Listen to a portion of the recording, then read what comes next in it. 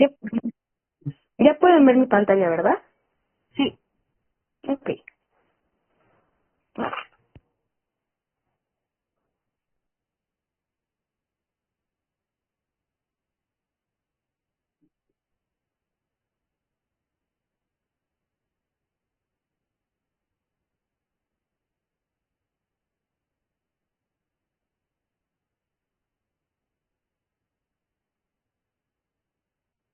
aquí está. Fisiología de los tejidos excitables.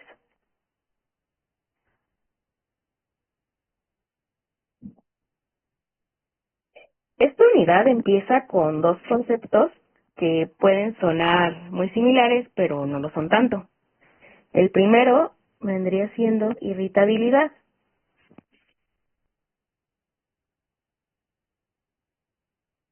que este se refiere a la propiedad de los seres vivos para responder a un cambio en las condiciones del medio,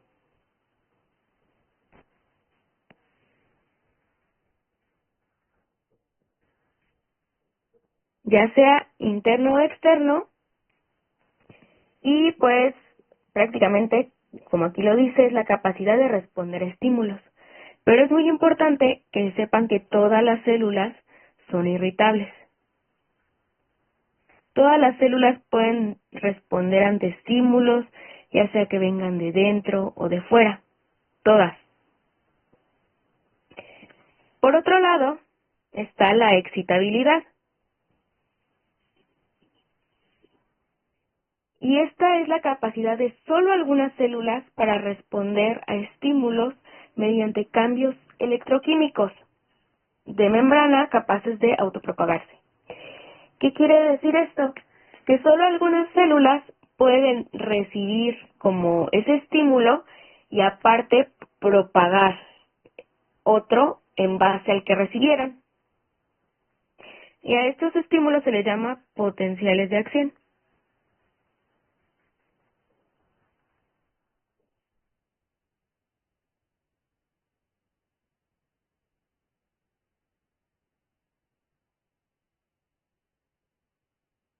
Bueno, sobre todo de estas células excitables es de las que va a tratar este tema. Entonces, pues es importante que quede claro que ellas sí pueden propagar por medio de estímulos electroquímicos digamos, el estímulo que recibieron. Ok, ya quedamos que estas células son las que propagan un potencial de acción. Eso es muy importante. Y ejemplos de estas vendrían siendo las neuronas, vendrían siendo las células musculares y algunas células endocrinas. Neuronas, pues es como el ejemplo clásico, ¿no? Vemos una célula excitable y siempre nos ponen un dibujo de, por ejemplo, esta neurona. Por otro lado, las células musculares vendrían siendo como en su práctica cuatro, bueno, viene esqueléticas, estriadas, cardíacas y lisas. Entonces, por ejemplo, un ejemplo sería la práctica 4, donde vimos que el impulso eléctrico que se genera en el corazón puede propagarse a través de todas sus células. Esas vendrían siendo un ejemplo de células excitables. ¿Queda alguna duda hasta aquí? no, pues, Ok. Ahora, ¿cómo es que surge el potencial de membrana en reposo? Todas las células tienen un potencial de membrana, que vendría siendo la diferencia de voltaje entre la superficie externa y la superficie interna de la célula. Entonces, está, digamos que está dado por las concentraciones de iones. En esta imagen podemos ver que existen iones fuera y iones, esto es fuera y este es dentro, y iones dentro. Pero lo que pasa es que sobre la membrana llegan y se pegan ciertas cargas.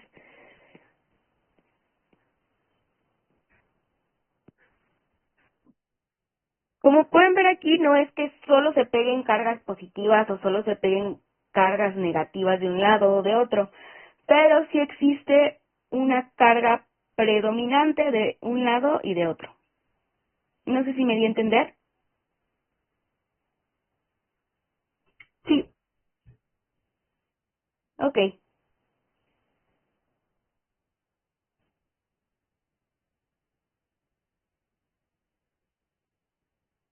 También esto se debe mucho a que las membranas, como vieron ya en biología celular, no son, digamos, rígidas, son, pues sí, digamos que son permeables a estos iones, entonces pueden estar entrando y saliendo y se mantienen como en un dinamismo constante, pero lo más importante es que sepan que está la membrana y de un lado va a tener en su mayoría cargas negativas y del otro cargas positivas.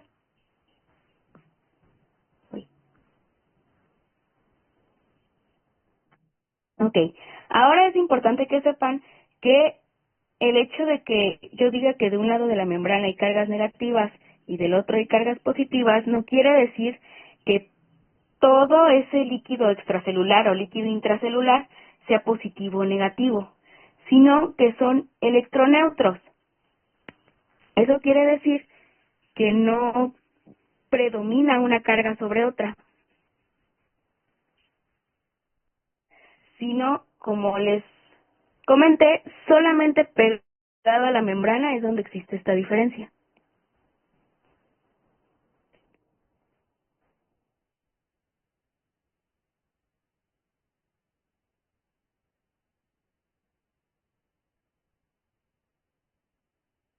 ¿Ok? Digamos que aunque son de diferente, no, perdón, digamos aunque son electroneutros, que digamos tienen una carga neutra, no predomina ni positiva ni negativa, las concentraciones de los iones sí llegan a variar entre si son interno o externo. Como ya les comenté, creo que ya les había mostrado esta tabla ayer, es importante que se aprendan el sodio y el potasio. Son como los principales ejemplos de estas diferencias de iones, tanto intracelular como extracelular.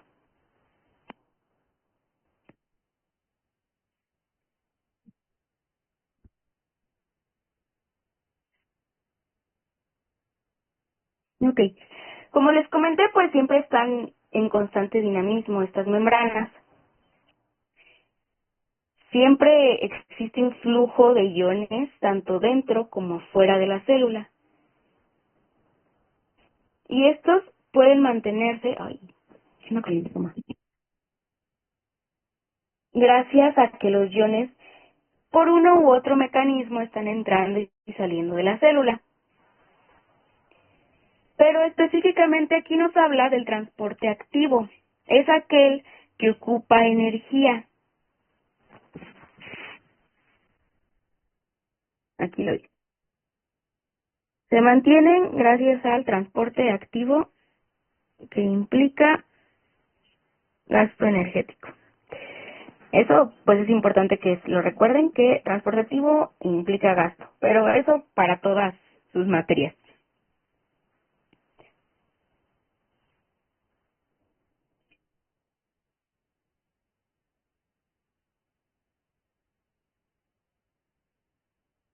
Ok, y aquí hablamos sobre los diferentes tipos de canales. Puede haber, por ejemplo,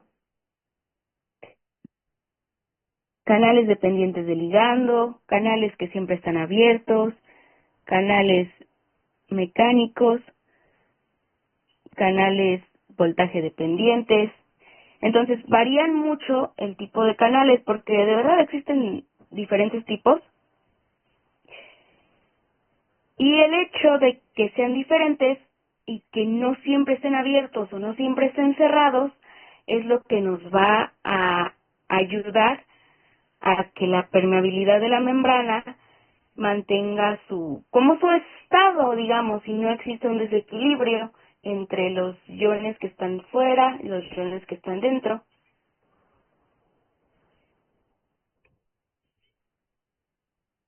¿Hasta aquí hay alguna pregunta? Yo tengo una duda, pero no tiene, de los iones de sodio y potasio. ¿De esta? Es que, ajá, justo, es que me di cuenta que el plasma sanguíneo tiene casi la misma cantidad que lo extracelular, entonces quería saber si hay alguna razón. Mm, claro. Lo que pasa es que, si tú recuerdas, el líquido extracelular se componía de dos partes, el plasma sanguíneo y los líquidos transcelulares. Por lo tanto, digamos que este vendría siendo el líquido extracelular, estas cantidades como un promedio de ambos, digamos. Por eso es que el plasma sanguíneo viene siendo muy similar. No sé si me di a entender. Sí, de hecho, muy bien, gracias. Ujú, sí, el plasma sanguíneo pues es parte del líquido extracelular, por eso son valores muy similares. Ah, muchas gracias.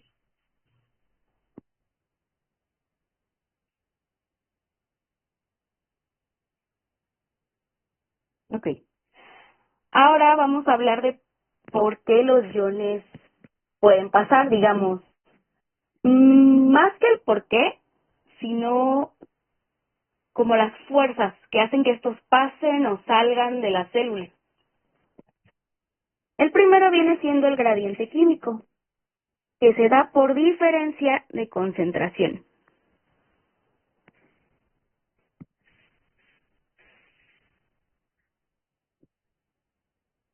No sé si recuerdan su primera práctica de laboratorio, se trató sobre un simulador en el que les ponían distintas sustancias y estas sustancias pues atravesaban a favor de su gradiente de concentración una membrana. ¿A qué se refiere esto? Las moléculas siempre tratan de ir hacia donde hay menos moléculas. Y no es que la molécula diga, ay, yo voy a ir para allá porque ahí hay menos moléculas, sino que por probabilidad es más probable que una molécula pase de un compartimiento donde hay muchas moléculas a uno donde hay pocas. Puede ser que alguna de estas llegue a pasar, claro, pero van a pasar más de donde hay mayor concentración de solutos. No sé si me di a entender. Sí, Ok. A esto es básicamente a lo que se refiere el gradiente químico. Por otro lado se encuentra el gradiente eléctrico.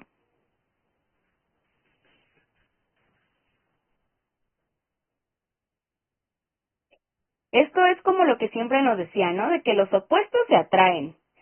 Entonces, ¿qué es lo que nos va a indicar? Se mueven hacia donde son más abundantes las cargas opuestas. Si de un lado tenemos muchas cargas positivas y del otro muchas negativas, van a tratar de moverse una hacia el otro lado, ya que, pues digamos, se están atrayendo y entre ellas mismas se están repeliendo.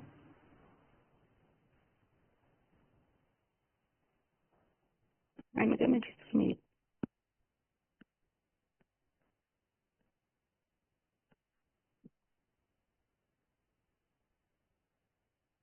No sé si me di a entender.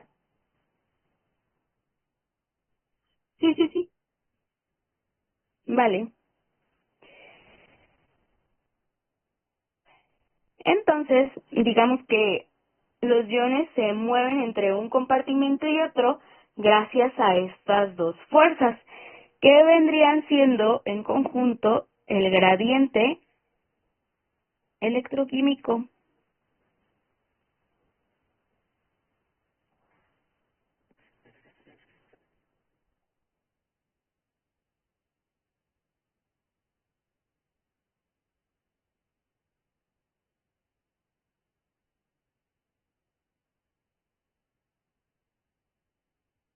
¿Ok?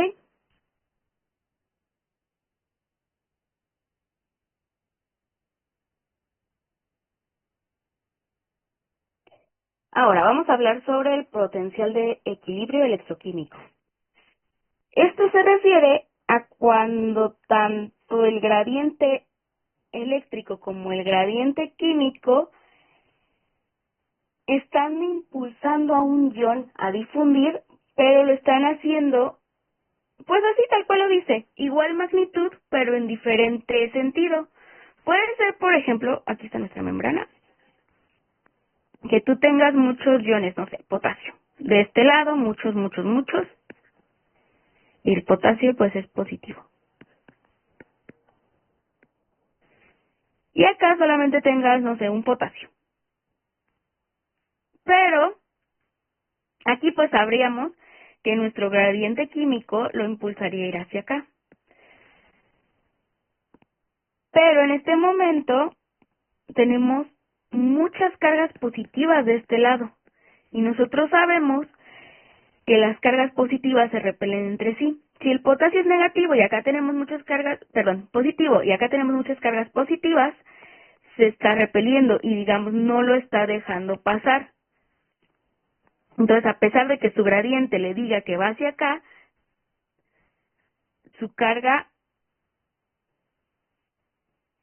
le dice que no puede pasar. Y ahí es cuando, digamos, el ion permanece de un solo lado y digamos que está en un equilibrio electroquímico. No sé si me di a entender.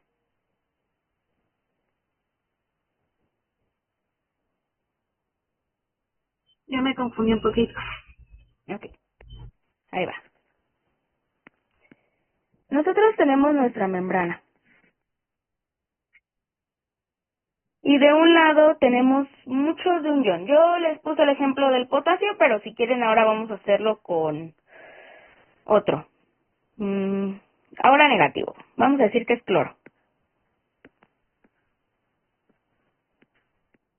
Tenemos mucho cloro de un lado y del otro tenemos poquito. Pero el cloro tiene carga negativa. Entonces, digamos, de este lado hay también muchas cargas negativas, aunque no son cloro, pueden ser algún otro ion o otra cosa. ¿Qué es lo que está pasando aquí? Digamos que por gradiente químico, el cloro va a tratar de difundir.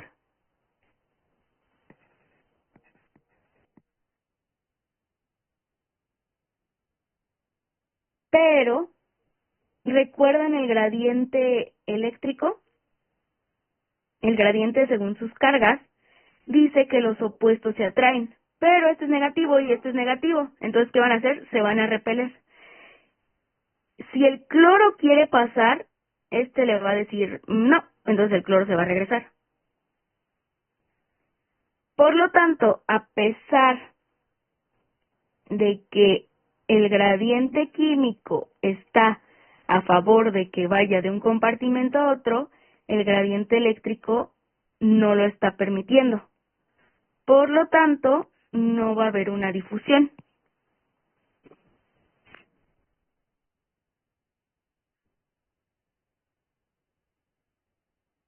No sé si me di a entender. Sí, gracias.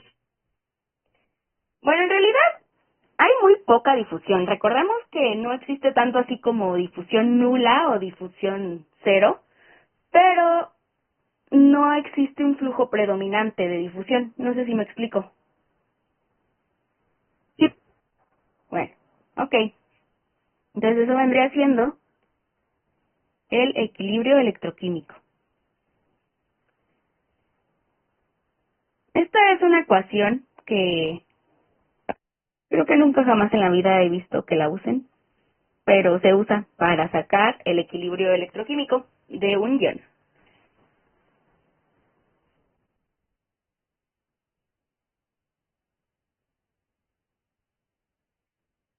Ok. Ahora vamos a hablar del potencial de membrana en reposo. Esto se refiere a lo que quedamos en un inicio. Esta es una membrana.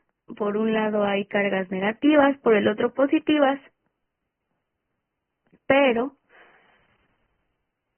aquí lo importante es que es en reposo, no cuando se está aplicando un estímulo. Y esta sobre todo llega a tener valores entre menos 60 y menos 90 milivoltios.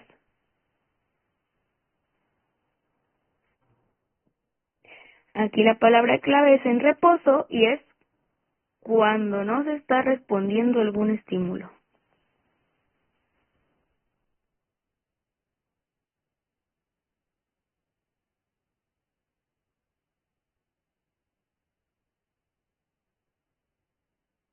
Existen diferentes potenciales de membrana en reposo dependiendo del tipo de célula del que se esté hablando, pero es como un rango, les digo, de menos 60 a menos 90 milivoltios.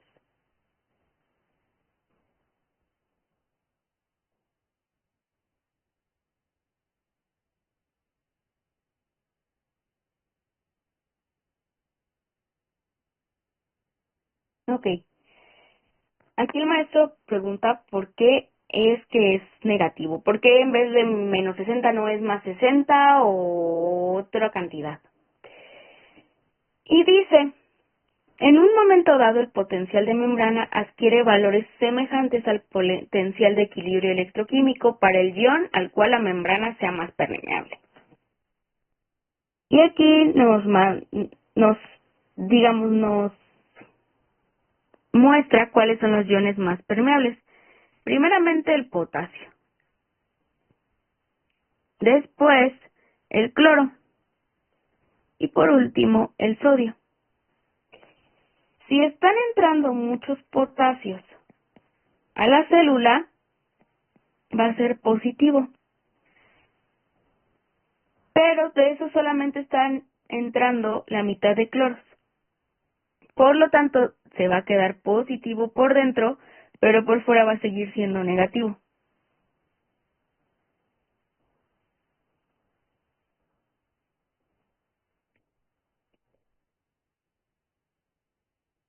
Digamos que también puede deberse a ciertos canales que hay, canales que siempre están abiertos.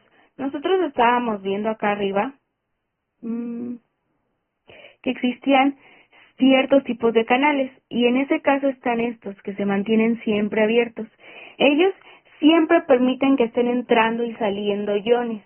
Como entran y salen, obviamente no se va a mantener siempre en el mismo rango, variaría por muy poco, pero eso podría ayudarnos a que se dé esta diferencia en el potencial de membrana.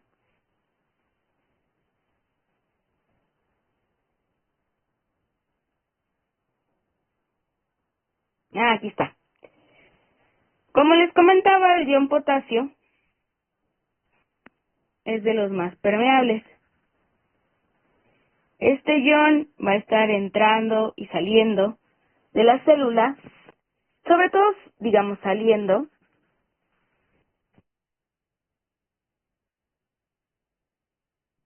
haciendo que la membrana se cargue negativamente.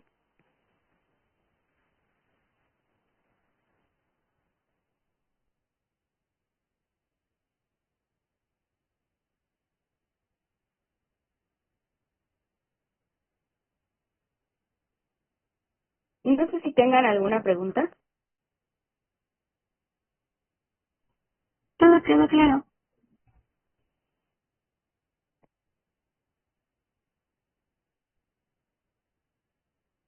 Ok, entonces aquí hablamos que la membrana es permeable a diferentes iones, no únicamente al potasio, no únicamente al sodio, no únicamente al cloro. Tiene permeabilidad a varios iones y si bien uno de los que más le confiere esta capacidad de ser negativo es el potasio, diferentes iones están entrando y saliendo en todo momento y digamos que esto es lo que ayuda a que se mantenga como estable dentro de cierto rango este potencial de membrana. Sí, este nunca me metí.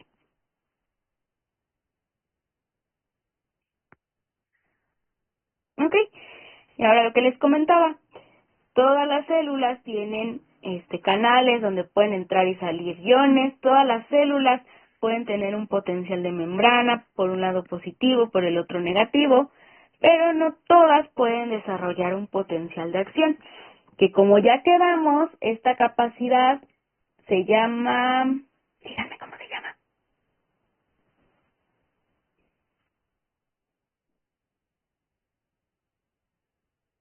primeros que les dije.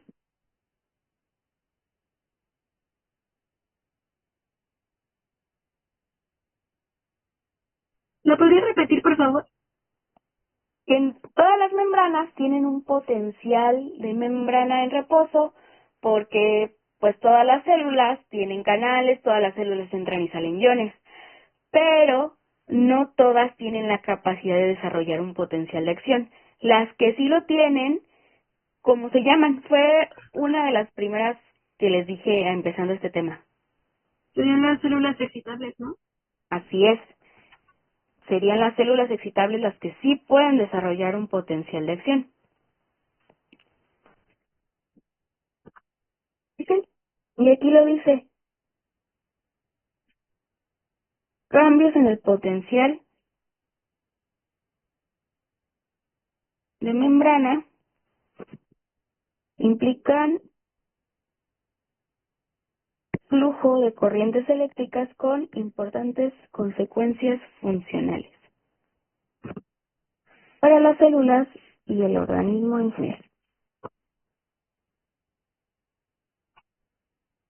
Ahora sí, vamos a empezar con el potencial de acción.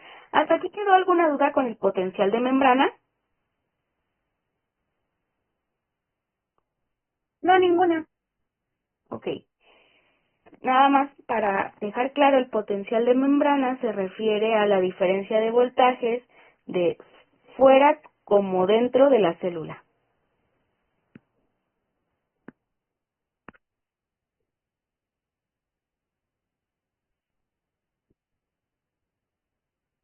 Ok. ¿Qué es el potencial de acción? El potencial de acción se refiere a una inversión temporal del potencial de membrana en reposo. ¿Qué es lo que sucede? Volvemos a esta imagen. Este es el potencial de membrana, digamos, normalmente en, en reposo. Por fuera positivo, por dentro negativo. Ay, no, es al revés.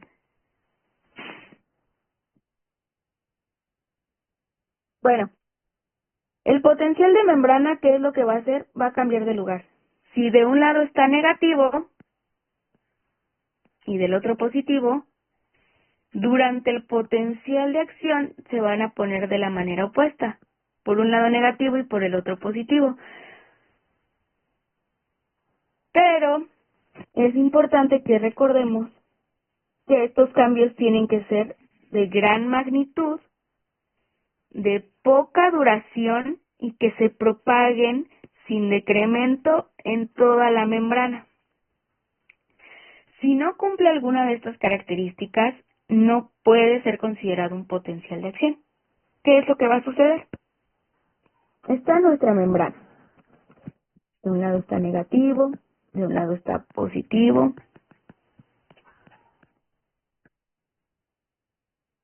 ¿Ok? Y digamos, aquí va el potencial de acción. El potencial de acción va a empezar a propagarse y va a empezar aquí.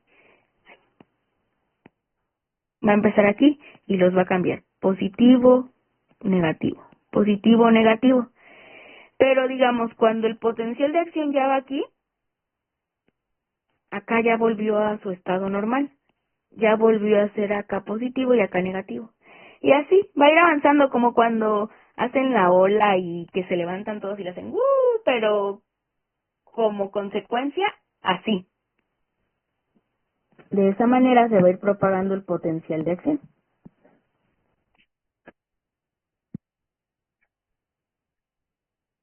Y claro, tiene que llegar hasta acá, tiene que propagarse por toda la membrana, tiene que, pues digamos, tener una gran magnitud, o sea, pero eso mismo es lo que le confiere la capacidad de que propague por toda la membrana y tiene que durar poco, no tiene que durar mucho tiempo aquí digamos, parado en esta zona, no, tiene que continuar avanzando. No sé si me di a entender. Sí. Ok, ahora sí, digamos que esta capacidad de que pueda propagarse por medio la membrana y que pueda, digamos, tener una inversión de las cargas tanto de dentro como de fuera, se debe a los cambios en la permeabilidad de la membrana que ocurren durante este momento. Ay, sí, está bien feo.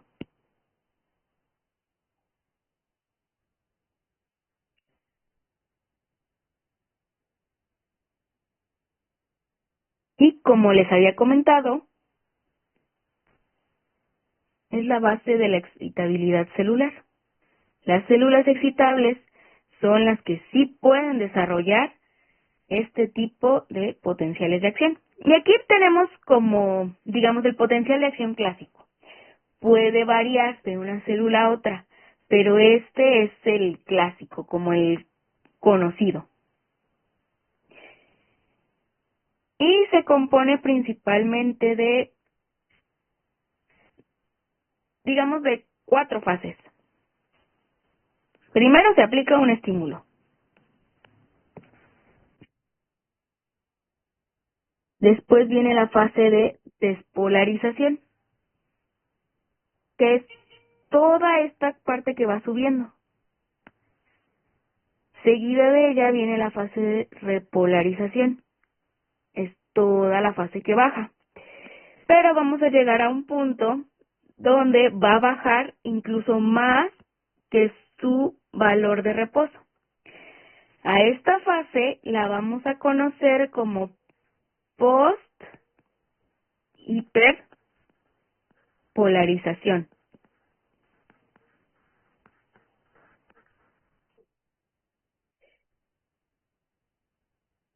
Que va a comprender desde aquí hasta acá, todo esto. Hasta que volvamos de nuevo al reposo.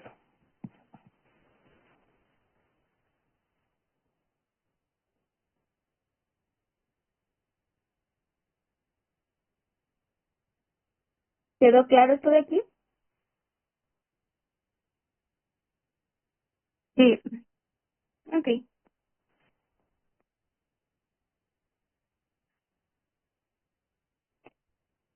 Aquí dice que es un fenómeno que es autopropagado. O sea, una vez que se inicia un potencial de acción en alguna parte de la célula, se propaga por toda la membrana. Si se inicia aquí, ya no se puede detener, tiene que acabar.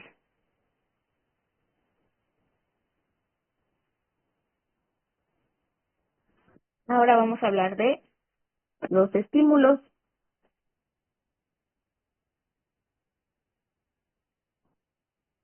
Digamos que los estímulos se pueden clasificar de cierta manera en relación del cambio que generan en el potencial de membrana.